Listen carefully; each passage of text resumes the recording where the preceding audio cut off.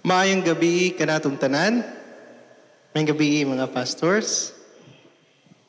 Aniya na kita sa ikatulong Miyerkules sa bulan sa November. Di nagapadayon usab ang atong pagsaulog sa Stewardship Month. O very timely ang ato ang paghisgutan karon tungod kay magapadayon kita palalom sa atong pagsabot sa atong Holy Bible. O since we also consider the Bible as our number one guide or instruction diha sa ato ang pag-commit sa atong kinabuhi as stewards of God's creation. So nini kagabion ato nang andamon ang atong makasing-kasing gunahuna diin ato pagyud palaluman pag-ayo ang atong hisgutanan mahitungod sa atong fourth article sa atong statement of faith may tungod sa Holy Bible. Ato ning sugdan pinaagi sa pag-awit.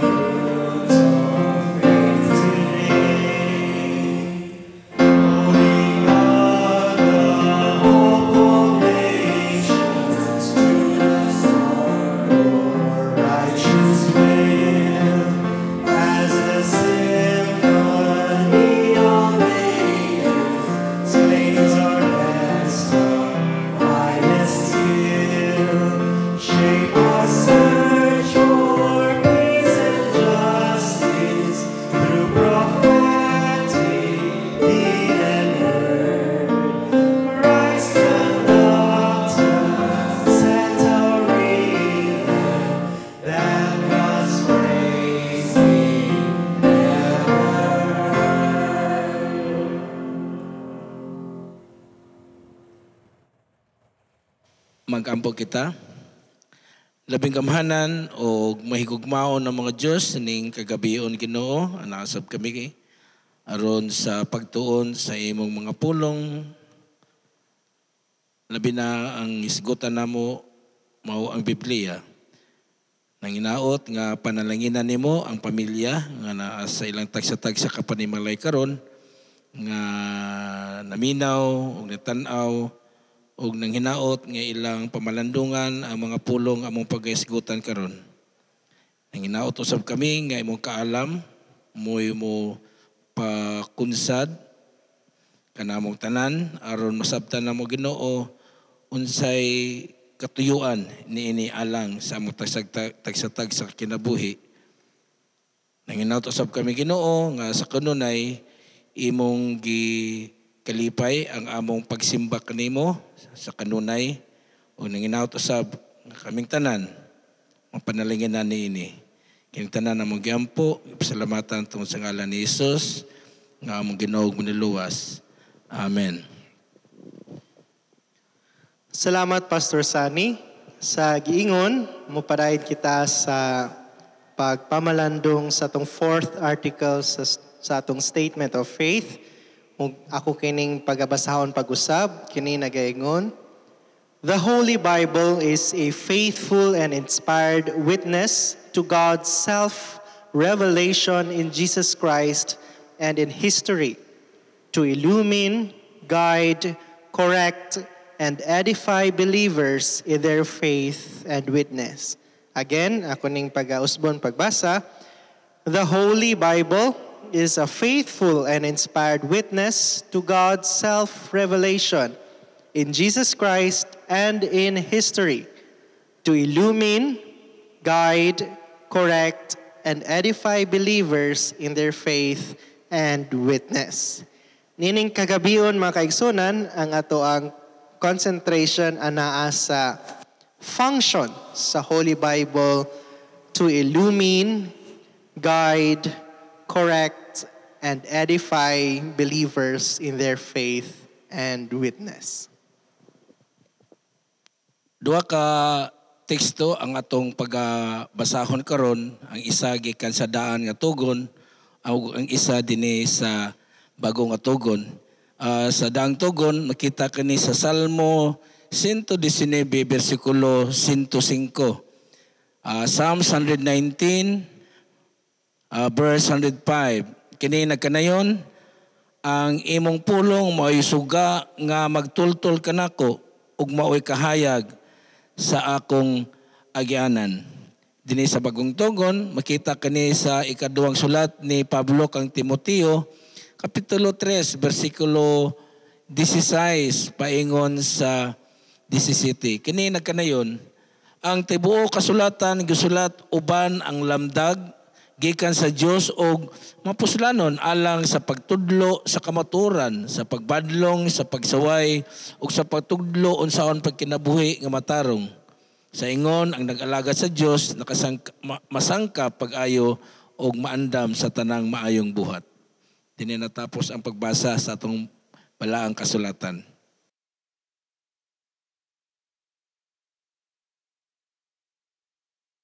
Maayong gabi kanatong tanan mga igsuon.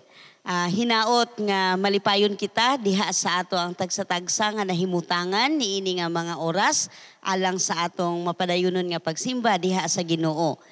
Sa atong pagpadayon sa pagpamalandong sa pagsabot nato diha sa Biblia ingon nga mga magtutuo sa Ginoo, naghisgot kita karon nga diha sa atong iglesia, nagatuo kita nga ang ato ang Biblia, ang pulong sa Dios. Basahon ako sa English, no, sa gibasa ni Pastor Jimmy kaganina sa ato ang statement of faith, ningon nga the Bible or the Word of God illumine, guide, correct, and edify believers in their faith and witness. Kung moingon kita nga illumine, guide, correct, and edify believers in their witness, in their faith and in their witness, nagpasabot kini nga kita nga mga katawhan kinahanglan gayud nato ang seryoso ug mapadayunon nga pagtuon diha sa pulong sa Ginoo, no? Kay diha sa atong Kristohanon nga kinabuhi, dili man kita moingon nga Kristohanon na kita kay nakaanha ta sa simbahan panahon sa pagsimba.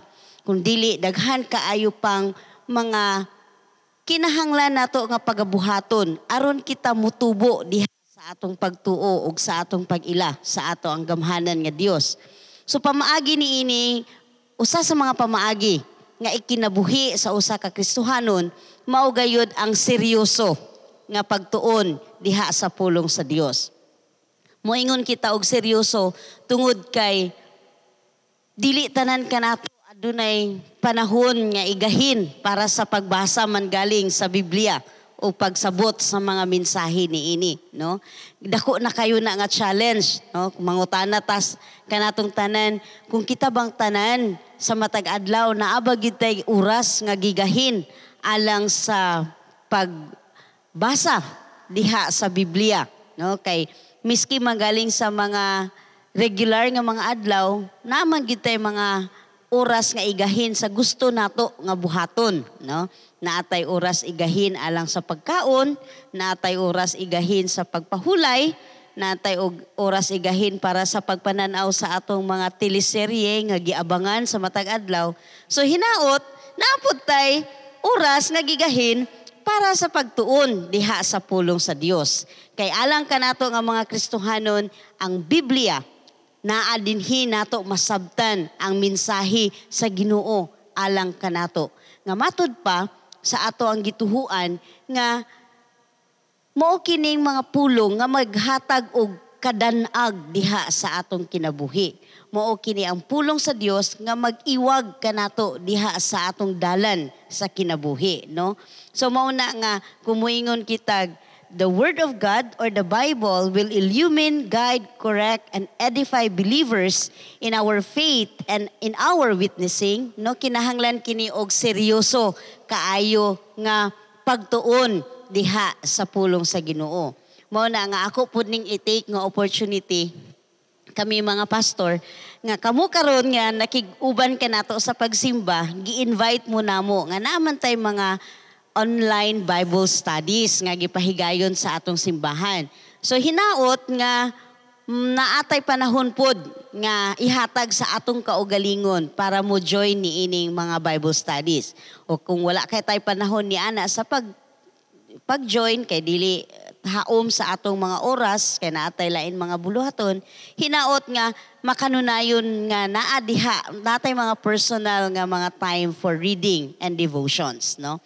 So serious and sustained learning of the Word of God, no?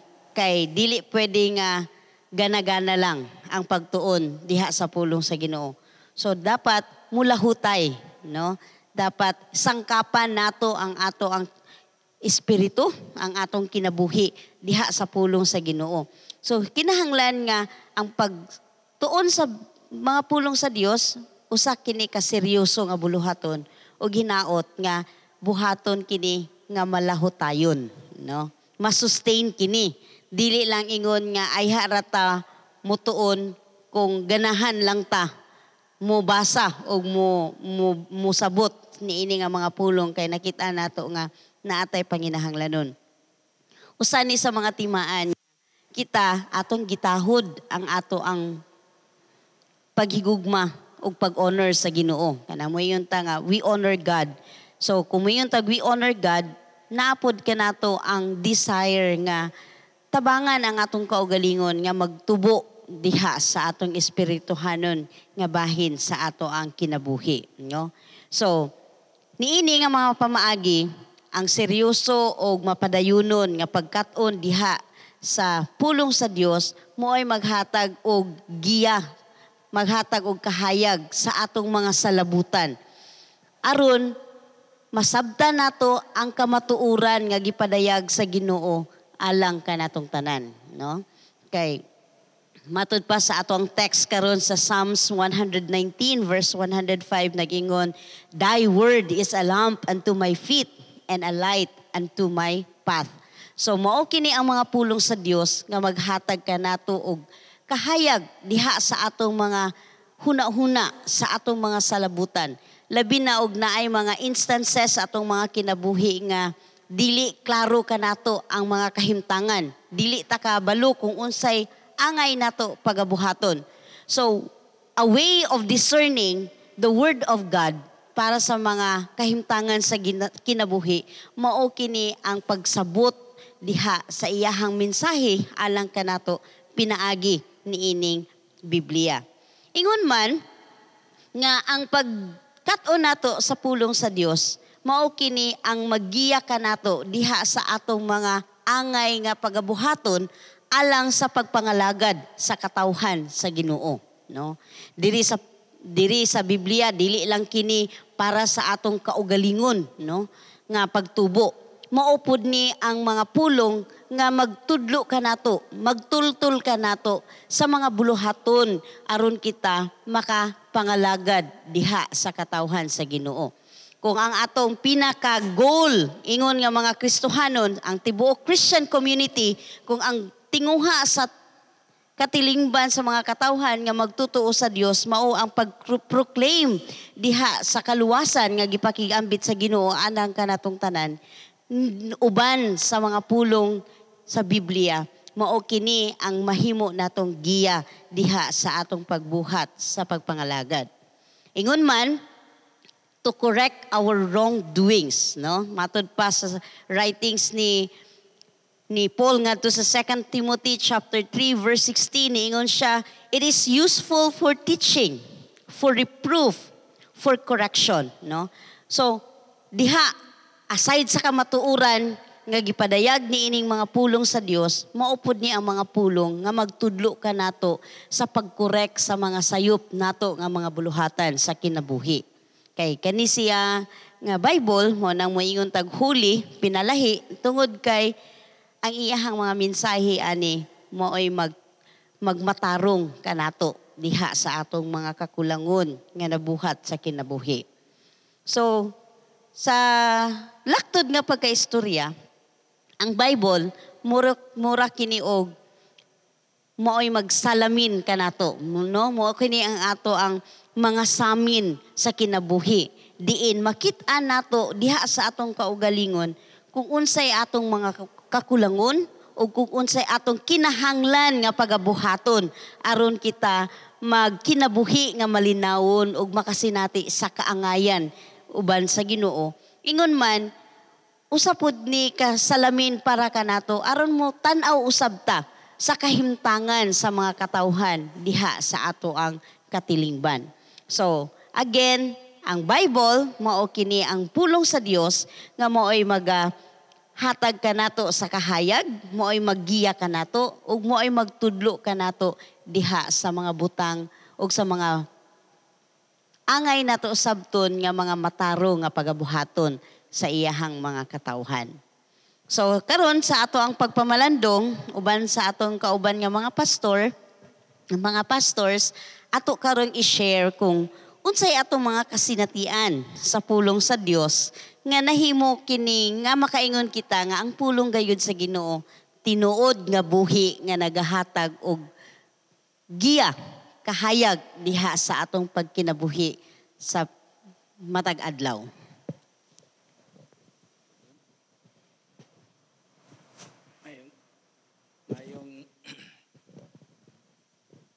Mayong gabi ka natong tanan. Usa ka butang nga minumduman ako nga labi nag mag-istorya ta bahin sa Biblia. Nay akong numduman sadyang dito pa ko sa Cebu. School pa ko dito sa engineering field nako. Nay usa ka tawo nga gusto na unta mo ambak sa tulay diya sa Mandawi Bridge. Sa diyang mo ambak na unta siya, naay tao nga mibadlong kaniya nga before ka mo ambak, paminaw sa akong istorya. Hindi siya nga, unsa na sad na insurance. Siya adili, paminaw lang sa ako. So, iyang gibuhat is ipakita niya unsa ang Biblia. Kani siya, Biblia ni siya. Ayang focus na sa Biblia is kaning naa sa 2 Timothy 3:16. Now, kato siya, pamiligya po ito sa insurance. Tungod kay sa iyang pagpaningkamot, nga masinso kaayo siya sa iyang tinguha nga providean gid iyang pamilya sa gikinahanglan, giabot sa punto siyang kinabuhi nga kung baga sa Biblia pa kanang everything there is a season, sa iyang pagkasapian kayo nahitumpawak siya sa kapildihan, meaning napurdoy siya, gibuwagan siya sa iyang asawa o iyang anak tuwa sa iyang asawa. So gusto ta siya maghikog. So gignan siya atong tao nga nasayod ka ba nga dili pa iliwit ang tanan. Ingit siya. Kay ang Biblia nagsulti ka nato. Ingit siya nga ang Ginoo adunay dakong plano para nimo, muuswag ka, dili kanya biyaan, dili kanya pasakitan. Sa sige niyang istorya bahin sa Biblia, medyo ang tao nga unta maghikog nakaamgo, nahayagan siya. So mao nang wala siya upadayon og ambak. Ang dito sa tulay.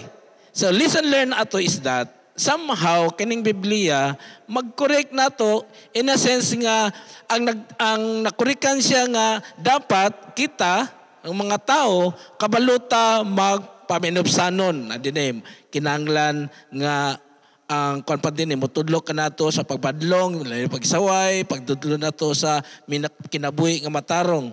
So nabadlungan siya nga giingnan siya nga ayaw kay dili pa iliwit ang tanan, meaning gitarget sa atong tao ang iyang garbo nga tungod kay nawala na sa kaniya ang gingugma, garbo niya nga tungod inani may nalag mawala na lang ning tanan. So nakunan siya, nahayagan siya. Nahayagan pagid siya nga ang kanang pag-ambak dili na solusyon sa problema. And that is why if we have some problems, dili na solusyon ng kwaon na itong kagalingon, maghikog ta, it's not. So, nahayagan tong tao. Ikadua, isultian pagid siya nga kung nawala ka sa unsay dalan, remember this, nga ang Ginoo mao'y dalan, mao'y kamatuoran, mao'ng kinabuhi. So sa ato pa day mga igsuonan, dako kay tabang ang Biblia alang kanato. Dili lang tungod kay badlungon ta. Kahatag pud ni siya og dalan ngadto sa atong pagkamatarong. Iyon pa nila usually makita nako ning common kayo nga istorya nila nga ang Bible daw basic instruction before leaving earth. Mo kuno na ingon nila nga meaning kuno ng Bible, basic instruction before leaving earth. Tanan na to mga katawata, pero tinuod biya ni na mga instruction din nga angay nato sundon. And that is why makaigsunan nagiton mo namo labi na mga awhag sinis mga pastor nga basa gyud mo sa Biblia. Kay sa Diyas Biblia madugangan inyong kaalam, madugangan inyong kahibalo o dili lang ka di lang kutob, kundi matagaan pagid ka mo unsay kanabitong kapuslanan si kinabuhi. Makabaluta unsay kamatuoran, mabadlong ta. At the same time, ang Bible mo saway nato labi na sa atong pagbuhat nga dili maayo. O gitagaan pud ta niya og panahon nga magkinabuhi pud ta nga matarong atubangan sa atong Ginoo. Busa basa mo Bible. Kay just inyong pagbasa sa Biblia, the more nga mahibaw-an ninyo unsa day ang Ginoo Jesucristo sa inyong kinabuhi.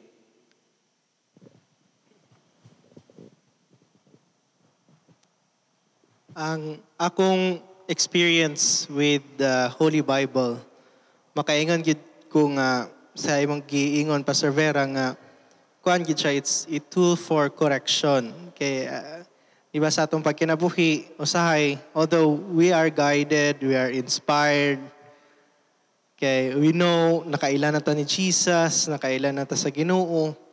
But then again, some of our decisions in life would lead us somewhere nga, usahay, makalimot ta sa unsay dapat ato buhaton. No? In a very simple nga mga situation sa itong kinabuhi, kinahanglan gyud nga naabitaw gyud gyapon ang correction o ang edification sa atong kinabuhi as mga Kristohanon. Ang ako may numduman, tungod kay si Papa Pastor manggid gyapon, so mag-attend gyud pud ko sa iyang mga Bible study. Sa naandan sa iyang Bible study group kaniadto sa Asaminasain, maghatag yun ang kada usa sa ilahang memory verse. Bahala every Bible study session, maghatag yun, balag magbalik-balik lugar nga every night, every time nga mag-Bible study, na yun ang session nga maghatag og memory verse. So, ang key word here is memory. No? So, usahay kay medyo, usahay ito mo yun, di ba kay ko confident sa akong memory. So, while gatuyok da, nag-share na ang tagsa-tagsa silang memory verses. Hapit naman akong turn. Nakabalo man kung ang mga mubo nga verses nasa wisdom teachings na sa Psalms or Proverbs or Ecclesiastes. Pero mas taas ang Ecclesiastes. Dani sa Proverbs na mubo nga mga verses. So, sige na kong pangita. Kamo na sila og-share silang memory verse niya. Ang ako naging na dali-dalig memorize katong nga gabi. I think I was still in high school. Katong sa Proverbs 15 verse 1 nga a soft answer turns away wrath but a harsh word stirs up anger. Simple ra kay siya no nga kanang part giday gyud sa tong pagkakristohanon kining how we convey our message. And if we want to correct someone, if we want to edify someone, if we want to help someone, the key factor or the very important factor there is how we convey the message. Okay, katong kadalang simple as katong verse sa Proverbs 15. Sakto ba ko, Pastor Sunny? Naga-remind sa to ang the way we say things is very important. Tungod kay siguro kay tao ta, ang atong communication very important. Gani usay bitaw bisan nag mga mananap sama sa mga iring, kidaghan mga iring sa balay. Mag-away sila nga dita kasabot. Wala gyud sila nagtinguga, nag-away pa gyud kay dili man gina sila mag meow meow meow meow or meow meow meow meow no, so di ba gina sila mag sinuryahanay ilaha is somehow nasa language nga dili na ta masabtan no. So language plays an important role.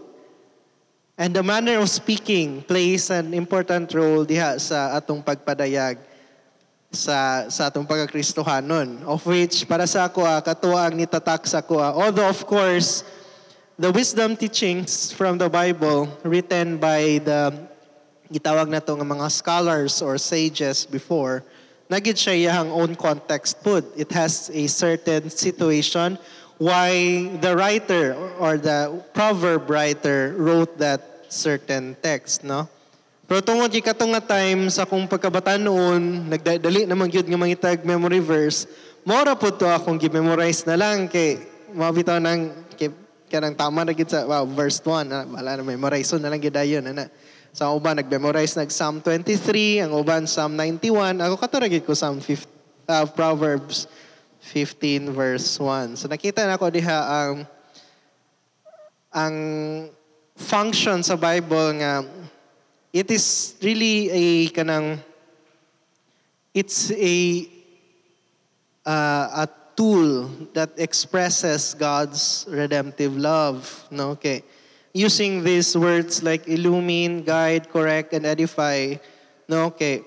Although we are inspired at some points at our life, we are illuminated, we are inspired by God's teaching through Jesus Christ. We are guided as to where we go. But then in our life journey, naman yun ng mga certain, it always comes to us nga naagi mga mahitabo nga we might not be able to make the right decisions. So naang correction. And perhaps para sa ko tonight, the best word here is it also edifies us. Kanang it not only tells us that what is wrong, but it also helps us to understand nga what we should do to make it right. So murag ang edification is murag makita na to ang salvific nga characteristics sa to Ginoo alang kanatong tanan. Nga diha po nato mabasa sa mga scriptures sa Biblia. Thank you, Pastor Jim and Pastor Nelson. Ako po, sa akong personal nga mga kasidatian, there was a time in my life nga murag na lost gid kaayo ko.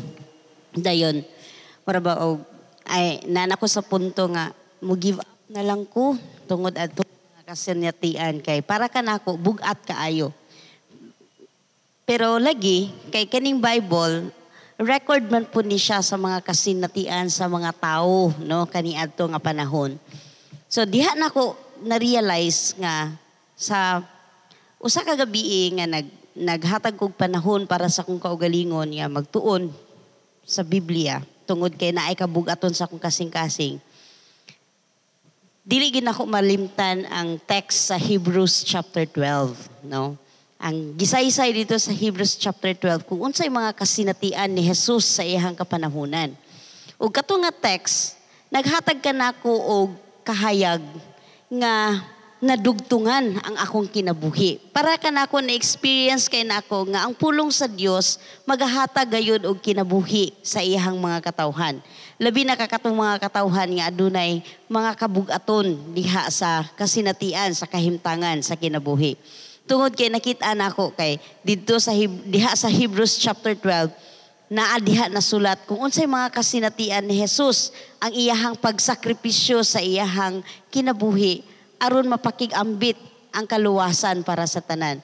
By reading Hebrews chapter 12, dito na ko na-realize nga, wala man day ko nag-inusara aning akong mga kasinatian sa kinabuhi.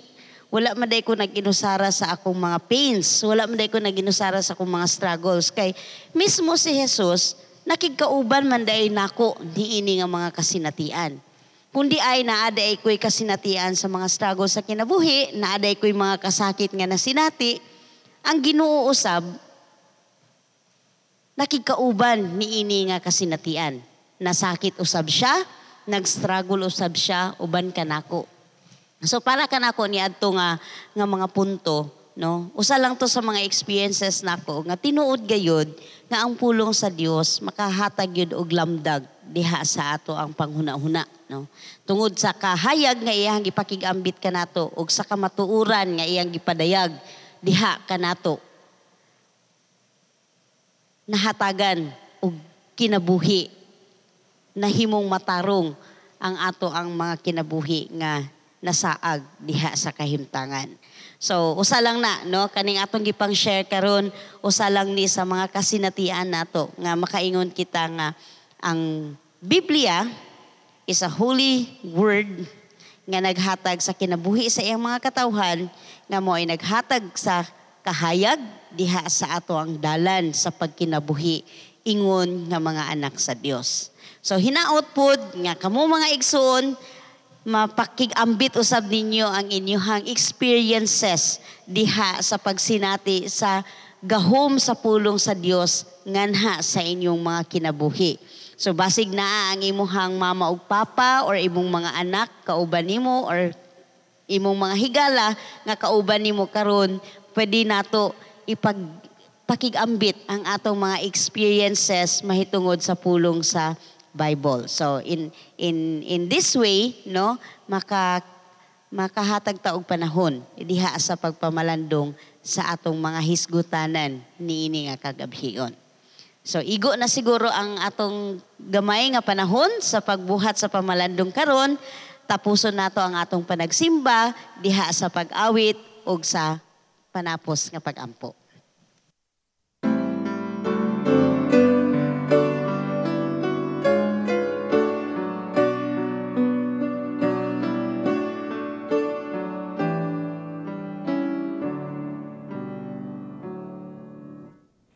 Yeah.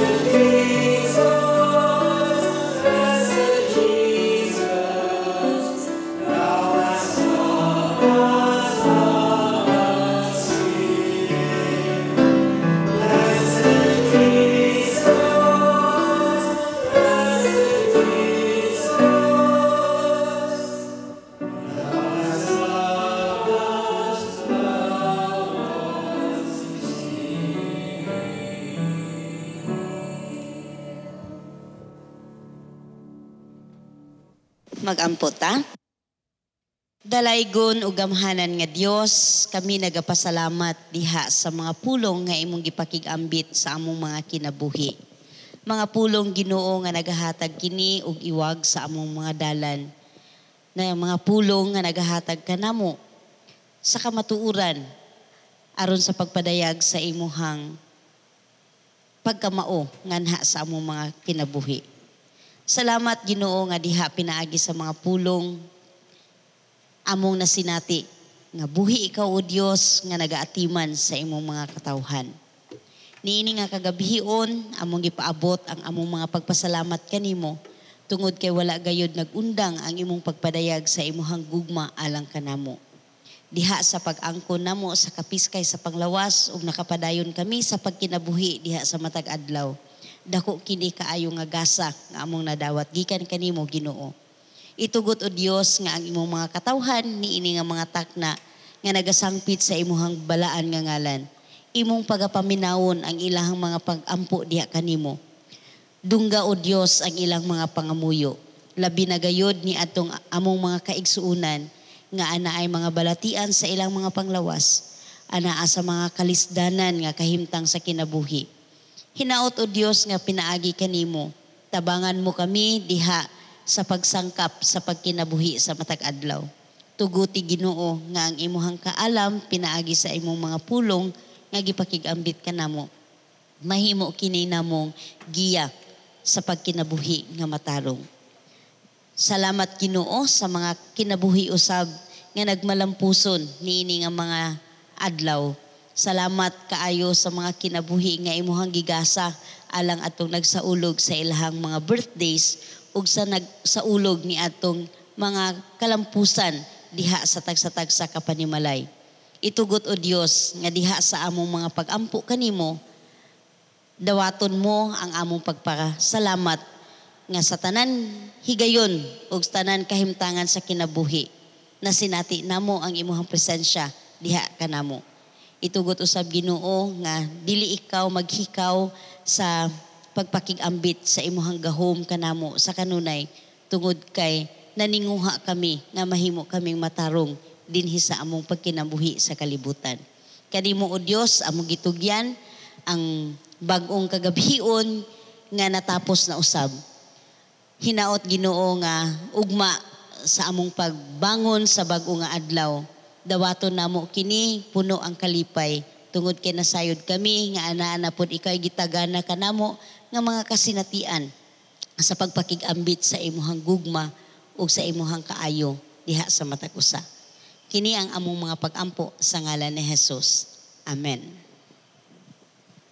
Maayong gabi pag-usab kanatong tanan. Salamat kaayo mga kaigsunan sa inyong pakigduyog sa atong pagsimba nining kagabion. Alang sa atong last Wednesday nining bulan sa Nobyembre, kami mga pastor maghahatag kaninyo mga basic tips as to how we should interpret or study the Bible today sa tong panahon karon. So ang among challenge alang kaninyo is that you try to read and look for challenging kanang makutaw gyud atong unahuna challenging verses sa atong Biblia ug ato kanang idugtong sa atong mga basic tips in interpreting the Holy Bible. Or mga favorite nga text then ato siyang paglantahon sa pinaagi sa katong mga basic tips. Ang Dios panalangin kanatong tanan.